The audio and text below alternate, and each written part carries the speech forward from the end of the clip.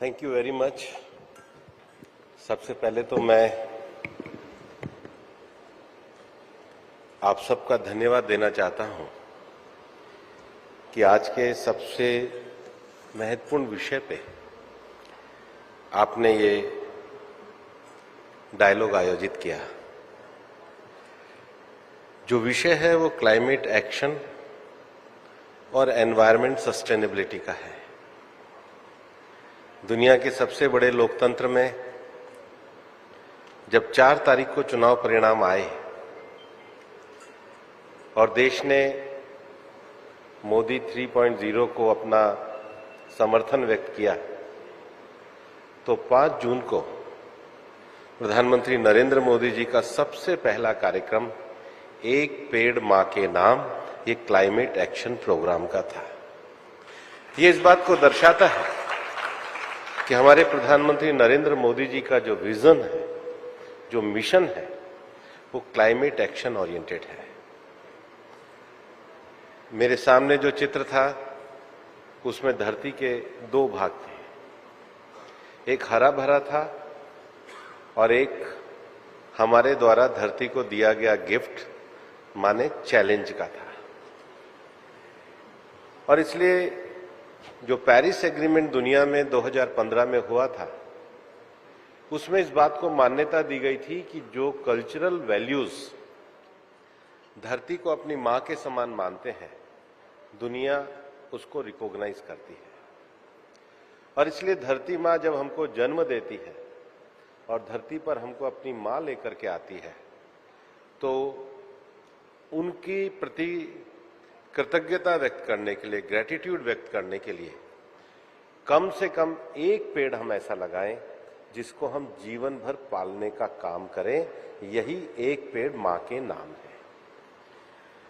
3 विषय हमारे सामने दुनिया में भर में चलते हैं। पहला,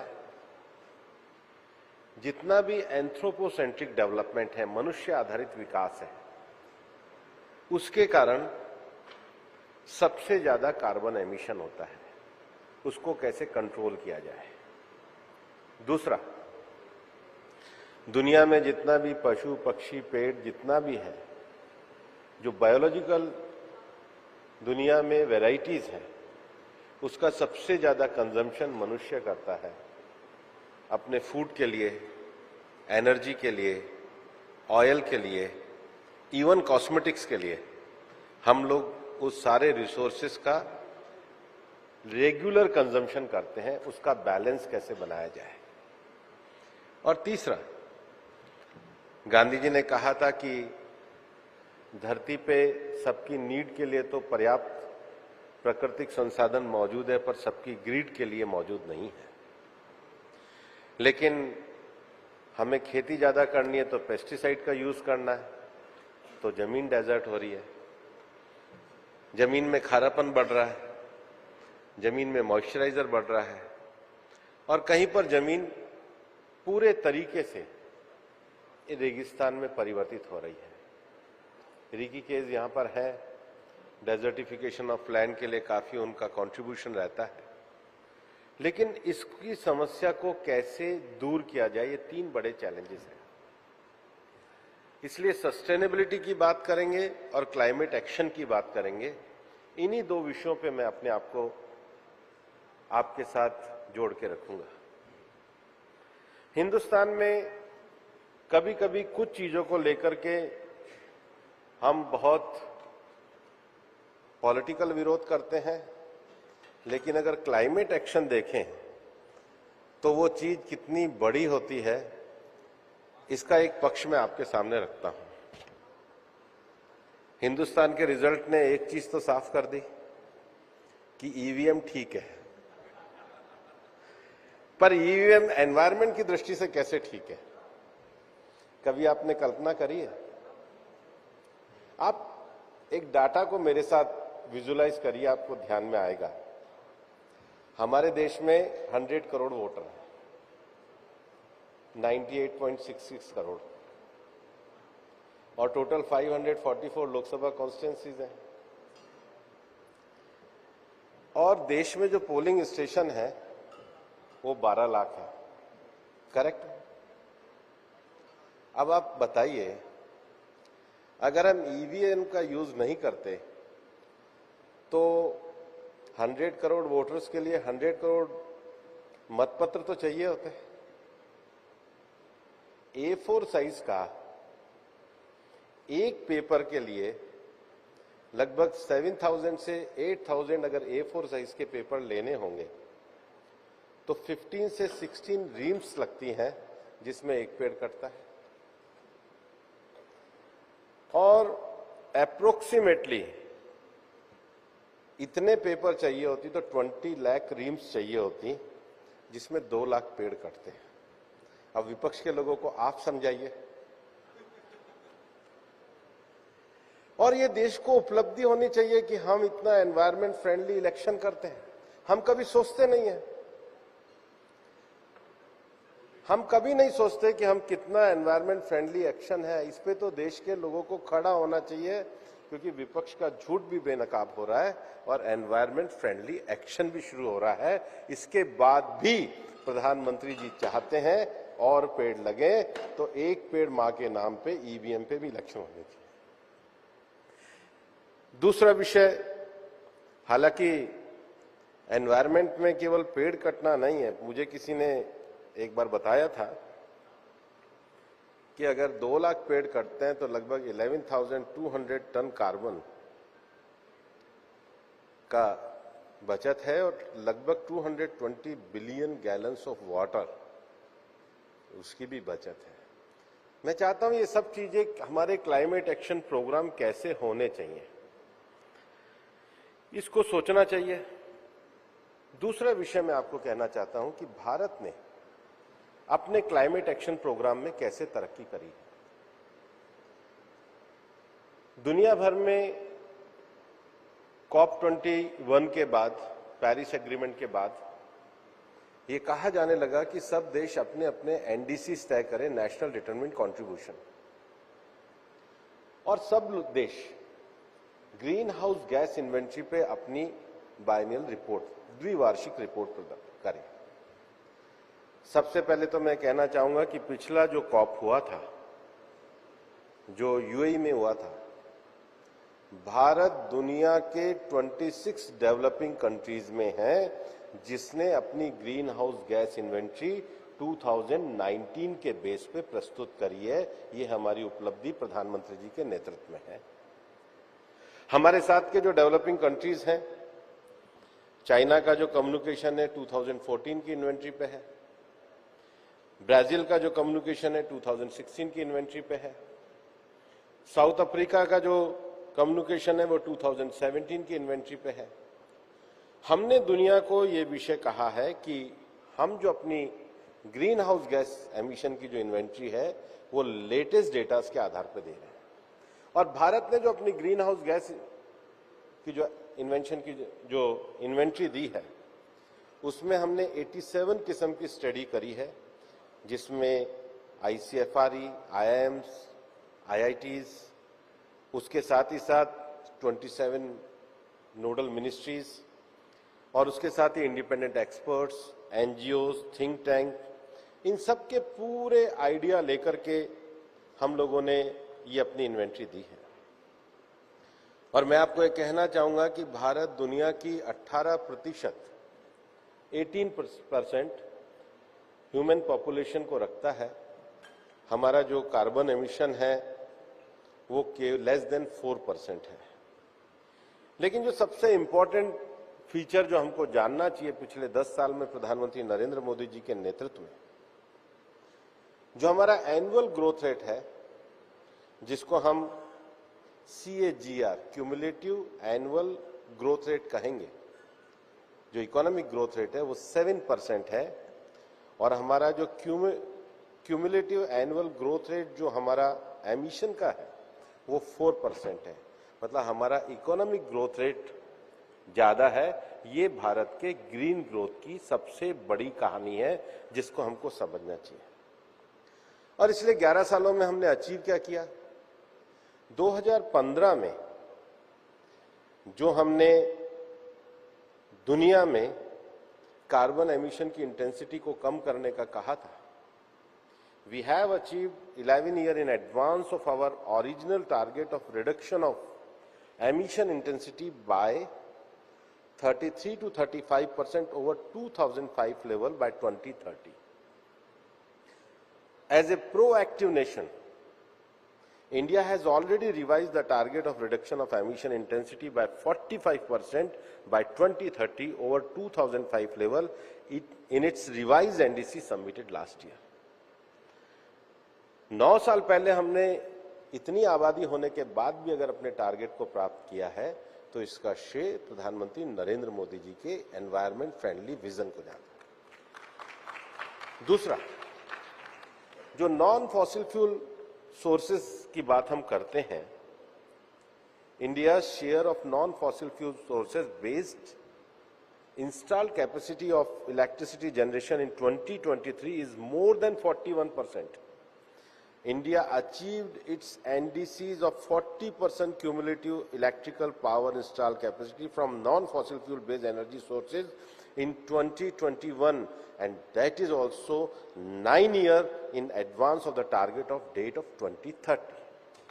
ये हमारी दुनिया में बड़ी उपलब्धि है।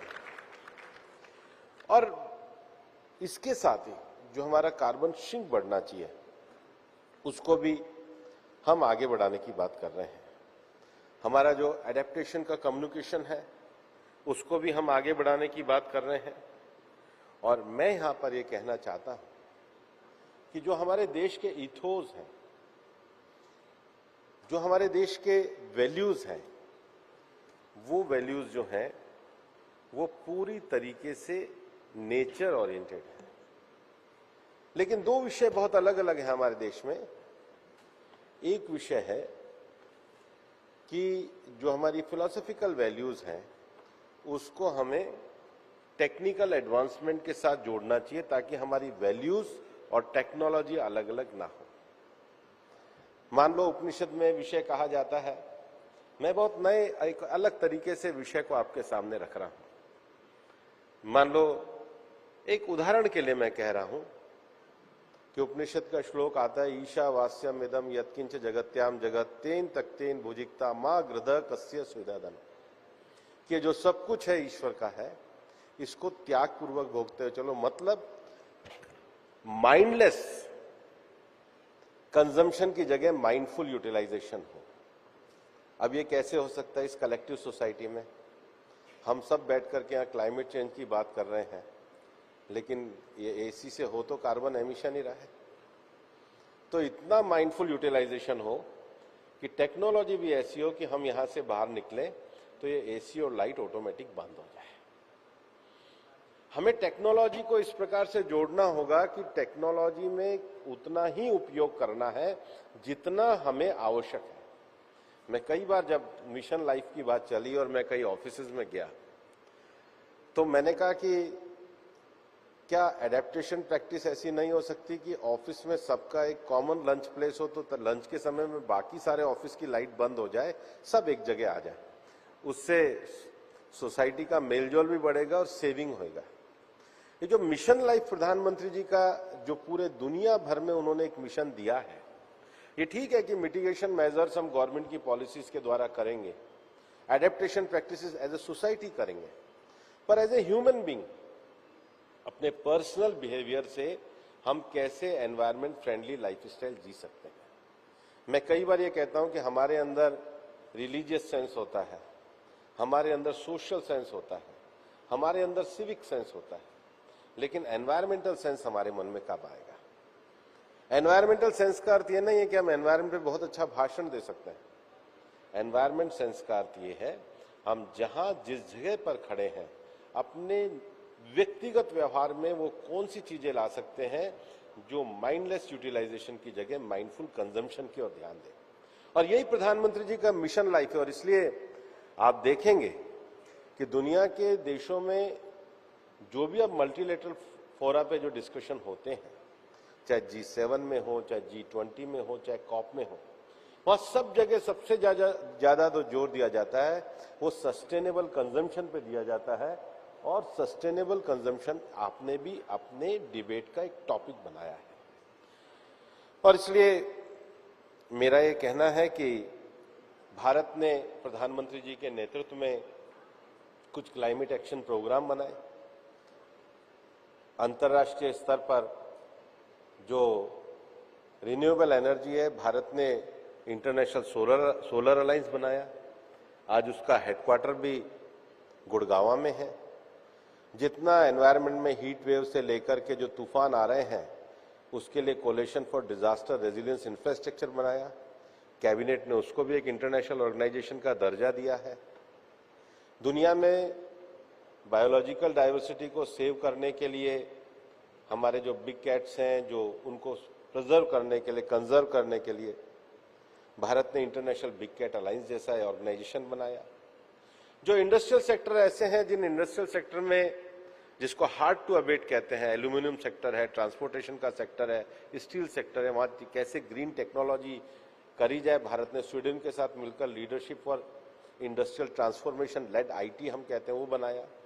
और अभी जब पिछला कॉप हुआ तो प्रधानमंत्री जी ने स्वीडन के प्रधानमंत्री के साथ लेड आईटी 2.0 को सेकंड फेज को उसको लॉन्च किया। और दुनिया भर में हमने ग्रीन क्लाइमेट फंड की अब बात करी है कि जितने भी मीडिया से लेकर सामाजिक संस्थाएं अपने क्षमताओं का जो उपयोग है वो धरती को हरा भरा करने में करें। और कम से कम हम कंक्रीट के जंगल हमने बनाए हैं, एक पेड़ कहीं तो अपनी मां के नाम पे लगाकर उनका स्मरण करें ताकि धरती मां को बचाने का काम करें।